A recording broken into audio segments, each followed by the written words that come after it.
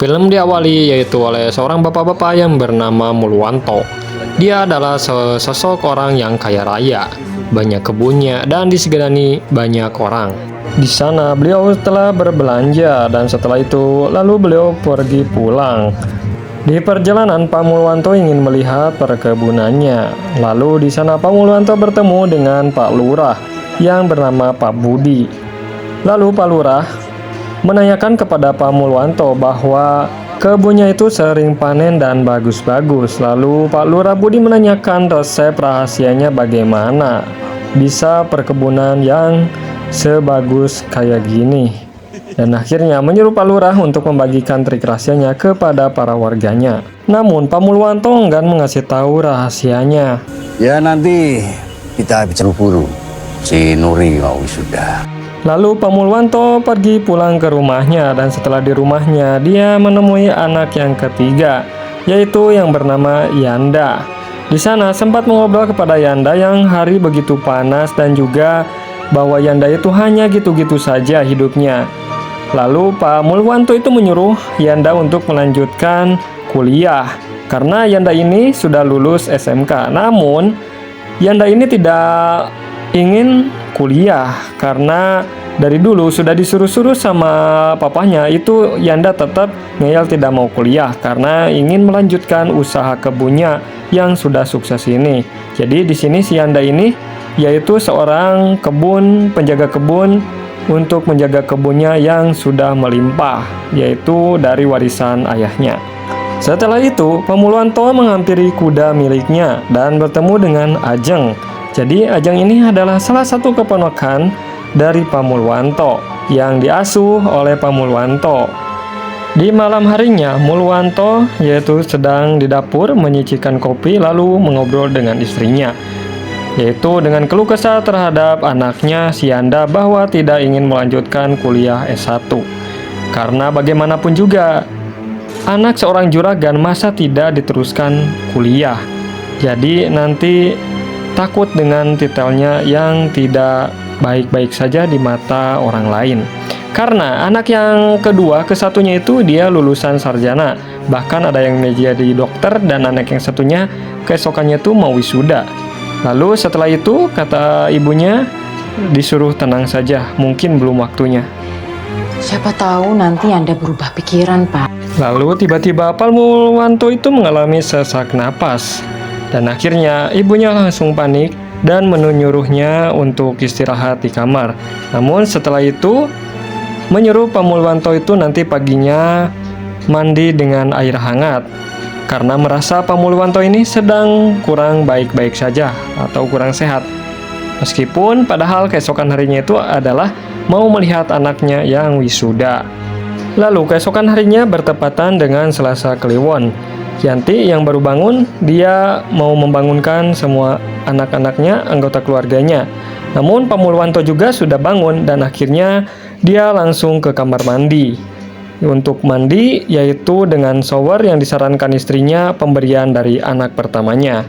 Namun di sana tiba-tiba showernya itu ternyata mengalami konslet. Sehingga ketika dikocorkan tiba-tiba Pak Mulwanto juga mengalami sesak kembali. Dan akhirnya setelah mengalami sesak dia kembali lagi ke shower karena konslet, akhirnya dia kesetrum.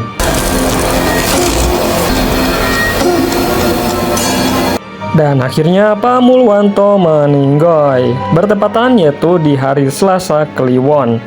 Yang seharusnya hari itu adalah hari kebahagiaan mereka karena salah satu anaknya yaitu Nuri itu lulus menjadi insinyur, tapi malah menjadi hari kesedihan. Sehingga Nuri juga yang lagi wisuda malah pulang ke rumahnya. Dan juga salah satu anak yang pertamanya Sesa juga seorang dokter, dia pulang ke rumahnya karena dia itu bekerjanya di luar kota. Sementara itu ada juga Suseno yaitu ayahnya Ajeng, salah satu keponakan dari Pak Mulwanto yang sedang menulis bendera almarhum.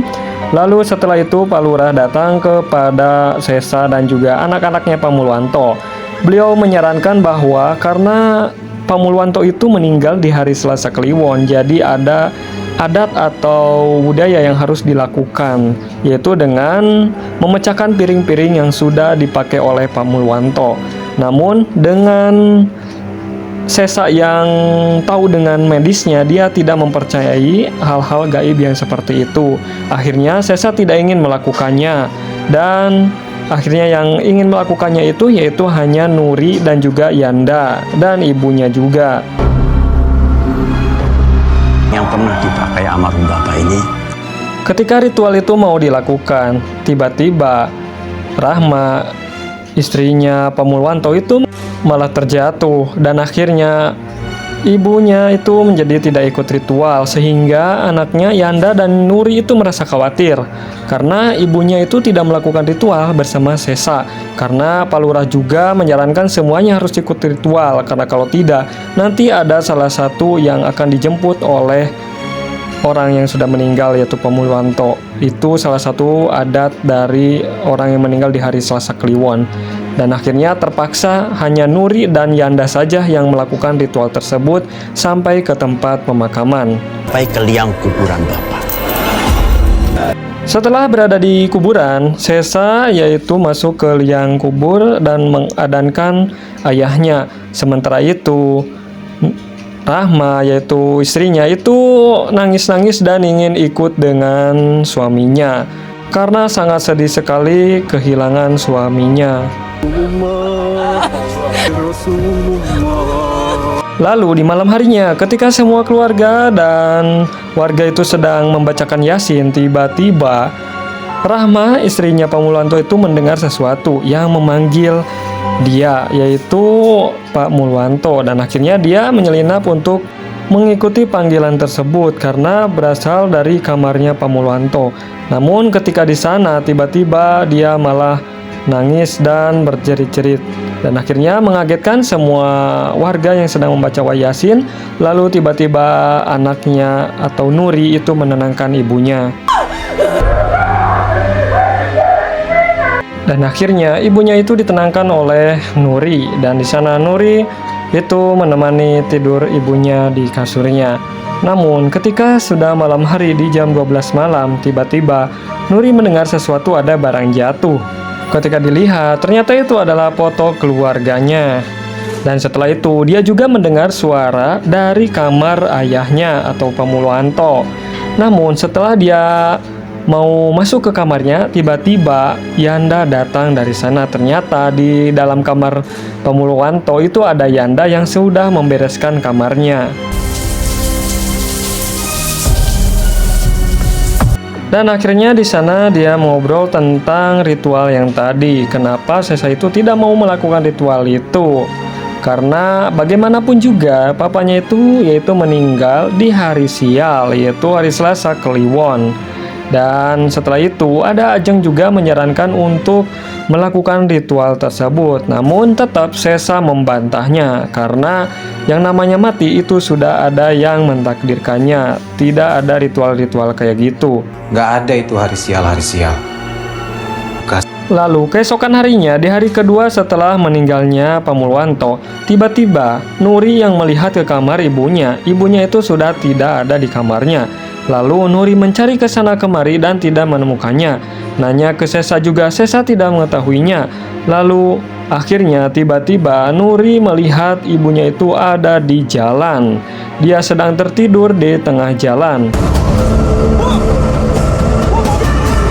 Akhirnya sontak semuanya kaget karena ibunya itu sudah mau ditabrak sama mobil kolbak. Dan setelah itu ada Pak Lurah yang mengingatkan kepada Yanda bahwa ini ada kaitannya dengan kejadian kemarin, karena salah satu dari mereka itu tidak mengikuti ritual, yaitu ibunya dan Sesa. Kemungkinan ibunya dan Sesa itu akan diajak meninggal menjemput yaitu sama Pak Mulwanto. Lalu setelah itu ibunya dibawa ke kasur dan dia mengalami kedinginan sama seperti Pak Mulwanto sebelumnya. Dia juga ketika sebelum meninggal sama mengalami kedinginan. Dan setelah itu akhirnya ibunya berbicara kepada dia bahwa dia itu akan meninggal dan dia akan mengajak Nuri dan juga semua anak-anaknya. Ibu akan ajak kalian.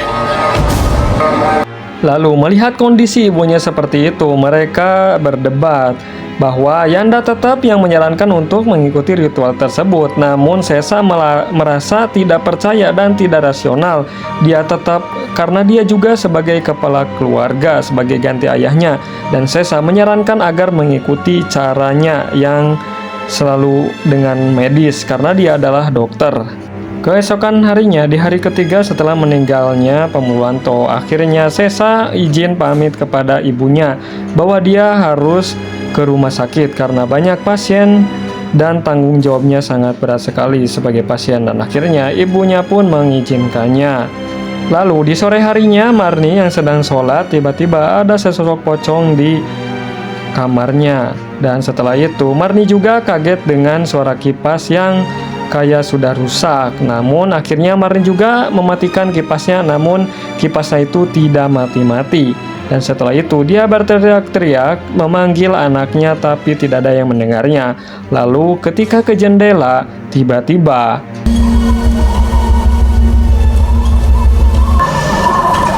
ada datang sesosok pocong yang menyerupai suaminya, dan akhirnya terjatuh. Lalu kipasnya pun juga ikut terjatuh dan menghabisi mukanya si Marni. Akhirnya di sana Marni meninggoy. Lalu di malam harinya setelah kematian ibunya, mereka pun mengalami sedih. Lalu Pak Lurah juga menyarankan kepada Yanda sebelum ibunya itu mengajak anak-anaknya untuk meninggal juga. Akhirnya Pak Lurah juga khawatir dan mengasih alamat orang pintar atau dukun, menyarankan supaya Yanda mengunjungi mereka dan bertanya bagaimana cara menghentikan malapetaka tersebut. Namun akhirnya tetap Sesa tidak mempercayainya. Kamu merasa bangga ya kematian. Lalu di malam harinya, Nuri yang sedang menemani almarhum ibunya, tiba-tiba Nuri terbangunkan jam 12 malam. Dan tiba-tiba kepala ibunya itu malah berpindah. Sementara itu Sesa juga sedang di luar, yaitu sedang berada di jembatan menenangkan diri. Namun tiba-tiba Sesa didatangi, yaitu sesosok ibunya dan juga ayahnya. Lalu akhirnya Sesa pun kabur pergi ke rumahnya dan menenangkan diri di rumahnya, dan dia pun juga meminum obat supaya tidak depresi. Sementara itu, keesokan harinya di hari keempat setelah meninggalnya Bapak Mulwanto, akhirnya ibunya pun juga karena meninggal dikuburkan. Dan setelah dikuburkan, tiba-tiba Sesa mengalami panas dingin dan hal yang aneh. Lalu tiba-tiba Yanda juga mengajak Nuri untuk mengunjungi kampung yang dimana di sana itu ada orang pintar yang disarankan oleh Pak Lurah. Namun Yanda dan Nuri juga berniat untuk menyelamatkan Sesa. Namun tidak mungkin Sesa akan mengikuti hal tersebut karena Sesa tidak percaya hal-hal yang kayak gitu. Dan akhirnya Yanda pun menyarankan berdua saja untuk pergi ke sana. Lalu setiba di rumah, Sesa yang tertidur tiba-tiba terdengar jendela yang tiba-tiba tertutup. Dan setelah itu Sesa pun terbangun dan terkagetkan. Sesa di sana sedang merenung, lalu tiba-tiba terdengar suara ibunya yang mengajak Sesa untuk mengikuti ibunya. Lalu Sesa pun keluar rumah dan ketemu dengan Ajeng dan menanyakan, yaitu di mana Yanda bersama Nuri. Lalu kata Ajeng, Yanda dengan Nuri itu sedang pergi dan belum juga pulang. Sesa yang merasa aneh tiba-tiba mengalami kedinginan sama seperti ibunya. Lalu di malam harinya Nuri dan juga Yanda sudah sampai di rumah dukun sakti tersebut. Opo singko kalian jauh? Lalu malam harinya setelah acara tahlilan, Pak Lurah juga menyampaikan kepada Sesa tentang ritual itu. Lalu setelah itu Sesa menanyakan kepada Ajeng apakah Pak Lurah itu sering mengganggu keluarga kita. Kata Ajeng, ia kadang suka ikut campur urusan keluarganya. Lalu setelah itu Sesa pun mencari-cari sesuatu di kamar ibunya. Tiba-tiba ketika melihat di bawah ranjang ada tanah kuburan yang dibungkus dengan kain kapan. Mungkin malapetaka ini disebabkan yaitu ada yang ngirim santet. Dan akhirnya dia memotokkan lalu mengirimnya ke Nuri. Sesa terkagetkan yaitu tiba-tiba jendela buka sendiri. Namun setelah itu tiba-tiba ada pocong bapaknya di kamarnya dan Sesa merasa takut.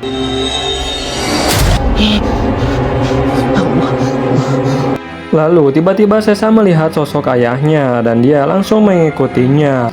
Dan Ajeng yang melihat hal itu akhirnya dia menelepon kakaknya yaitu Nuri bersama Yanda. Di sana, Nuri Yanda masih mengobrol dengan dukun sakti tersebut ketika menerima telepon, menyatakan bahwa si Sesa itu kabur ke kebun. Gak tahu kenapa, lalu akhirnya Nuri sempat membaca WA dari Sesa. Ternyata ada barang aneh atau berupa santet, dan setelah itu dia langsung pergi kabur dari rumah si dukun sakti itu untuk mencari Sesa. Sampai-sampai dia berada di tengah kebun. Karena keadaannya gelap, akhirnya Sesa menyalakan korek api. Namun tiba-tiba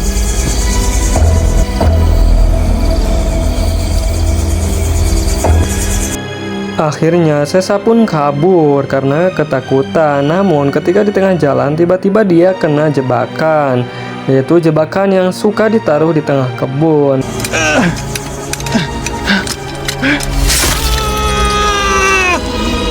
Dan semua para warga pun pada mencari Sesa karena belum ditemukan. Namun Sesa ketika itu tiba-tiba melihat mobil dan akhirnya dia meminta tumpangan. Lalu ketika sudah meminta tumpangan, Sesa tiba-tiba turun di klinik. Dan di sana Sesa beristirahat di keranjang pasien. Namun tiba-tiba karena Sesa sudah merasa kedinginan, ada yang mendorong keranjang pasien tersebut. Dan ternyata yang mendorong itu adalah sesosok ibunya dan ayahnya. Lalu Sesa dibawa ke kamar mayat atau jenazah. Namun tiba-tiba ketika Sesa terbangun, dia kaget sontak bahwa dia berada di kamar jenazah. Tiba-tiba para jenazah pun akhirnya pada bangun dan menakuti Sesa.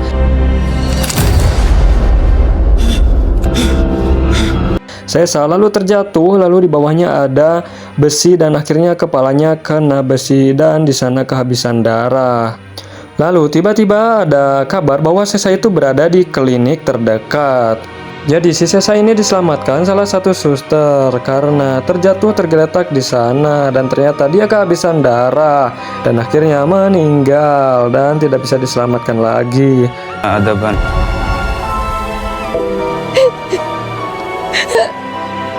Di hari kelima setelah meninggalnya ayahnya, dia pun sekarang ditinggalkan sama Sesa. Berarti sudah ada 3 keluarga, ayahnya, ibunya, dan anak pertamanya Sesa yang meninggal. Di sana anak-anaknya pun merasa kesedihan karena sudah kehilangan anggota keluarganya. Jadi yang tersisa tinggal Yanda dan juga Nuri dan salah satu keponakannya yaitu Ajeng. Lalu di malam harinya Yanda juga menyatakan bahwa Mas Sesa masih bisa diselamatkan kalau mendengarkan perkataan Pak Lurah dan mengikuti ritual tersebut. Dan akhirnya di sana pun mengalami sangat sedih. Lalu setelah itu tiba-tiba Nuri ketika mau tidur dia mengalami kedinginan. Sama seperti ibunya, ayahnya, dan Mas Sesa yang sebelum meninggal itu mengalami kedinginan. Nuri yang takut dengan hal itu, akhirnya Nuri teringat dengan yang pesan dari Mas Sesa, yaitu ada salah satu santet, alat santet di bawah ranjangnya. Akhirnya setelah itu Nuri melacak barang tersebut di bawah ranjangnya dan kagetnya ternyata Nuri menemukan barang tersebut dan akhirnya langsung laporan ke Yanda. Dan melihat itu langsung Yanda bersama Nuri mengajak untuk ke dukun sakti itu untuk menanyakan perihal ini, bagaimana cara mencegah supaya tidak terkena santet atau kutukan kematian tersebut. Tidak baik. Jadi sebenarnya apa yang terjadi, Mbak? Saya benar-benar Itu cara untuk menghentikan ini. Dan ternyata kata dukun sakti itu bahwa ada yang mengirim santet ke keluarga Yanda dan Nuri, sehingga masing-masing keluarganya tuh banyak yang meninggal. Sekarang yang ditargetkan itu yaitu si Nuri. Mendengar hal itu akhirnya dia kaget dan langsung disuruh untuk melakukan ritual untuk mengembalikan santet tersebut ke pemiliknya.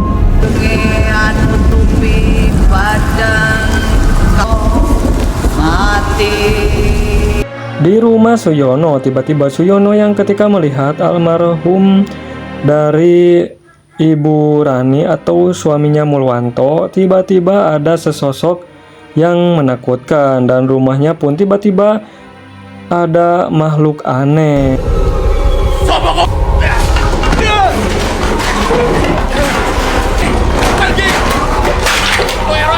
Yaitu yang menyerang Suyono. Tiba-tiba Suyono itu memerangi si makhluk tersebut, namun karena bukan tandingannya, akhirnya Suyono pun berhasil dikalahkan.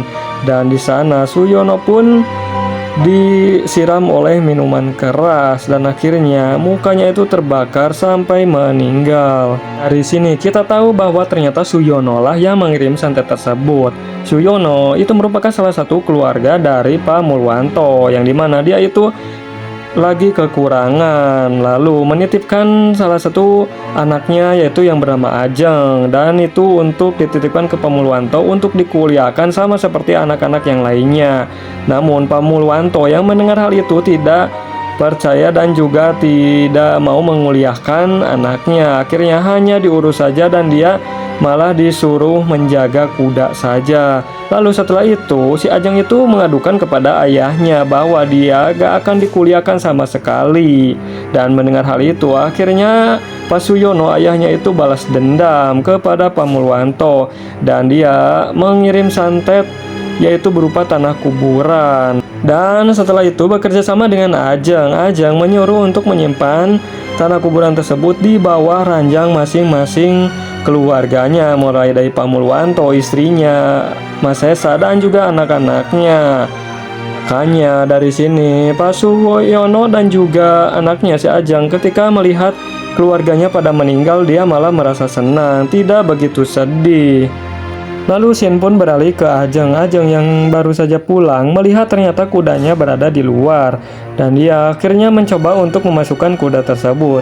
Namun tiba-tiba kudanya tidak seperti biasanya, malah mengamuk-ngamuk yang aneh-aneh. Dan akhirnya si Ajeng pun tersangkut kakinya, lalu kudanya itu kabur sehingga si Ajeng itu terseret sama kuda, diseret terus sampai ke kebun dan akhirnya di tengah kebun dia kena ke salah satu bahan tajam yang akhirnya meninggal dunia.